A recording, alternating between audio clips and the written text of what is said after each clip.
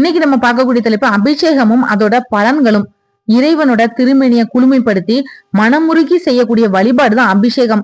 பொதுவா ஆலயங்கள்ல திரவியங்கள் பஞ்சகவ்யம்னா பால், தயிர், நெய், கோமியம், சாணம், அப்புறம் பஞ்சாமிர்தம், பல சாறுகள் அப்படின்னு 16 வகையான சோடசோபசார அபிஷேகங்கள் எல்லாம் இறைவனுக்கு செய்யப்படுது.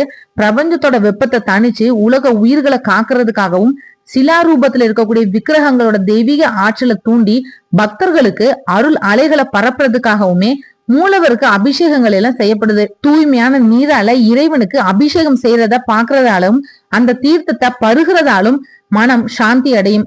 மூலவருக்கு நல்லெண்ணெய் காப்பிட்டு அபிஷேகம் செய்யறப்போ பக்தி உணர்வு மேலோங்குது. நறுமணம் மிக்க வாசனை திரவியங்களால இறைவனை நீராட்டினா ஆரோக்கியமான வாழ்வு அமையும். தூய்மையான பசு நெய்யால் அபிஷேகம் செஞ்சு வழிபட்டா மோட்சம்ன்றது கிடைக்கும். பஞ்சாமிர்தத்தால அபிஷேகம் செய்ய உடல் பிணிகள் நீங்கி நீடித்த ஆயுள்ன்றது கிடைக்கும். இறைவனோட திருமேனிய தேன் கொண்டு குளுமைப்படுத்தினா குரல் வளம் சிறக்கும். பசும்பாலால அபிஷேகம் செய்யறத தரிசனம் செஞ்சா வம்ச விருத்தியும் ஆயுள் விருத்தியும் உண்டாகும். குளிர்ந்த தயிரால் அபிஷேகம் செஞ்சு வழிபட்டா குழந்தை பேரு கிடைக்கும். அரிசி மாவு பொடியை கொண்டு அபிஷேகம் செஞ்சா பிறவி பிணி யாவும் அகலும். இளநீரால அபிஷேகம் செஞ்சு வர புத்திர பாக்கியம் கிடைக்கும். பஞ்ச கவ்யத்தால அபிஷேகம் செய்ய பாவ நிவர்த்தி ஏற்படுது. திருநீற்றால அபிஷேகம் செய்ய அறியாமை நீங்கி மெய்ஞானம் உண்டாகும். சந்தனத்தால் இறைவனுக்கு அபிஷேகம் செஞ்சு வழிபட்டா இல்லத்துல லட்சுமி கடாட்சமும் செல்வ வளமும் பெருகும். இந்த மாதிரி நிறைய பயனுள்ள தகவல்களுக்கு மறக்காம சேனலை சப்ஸ்கிரைப் பண்ணி சப்போர்ட் பண்ணுங்க.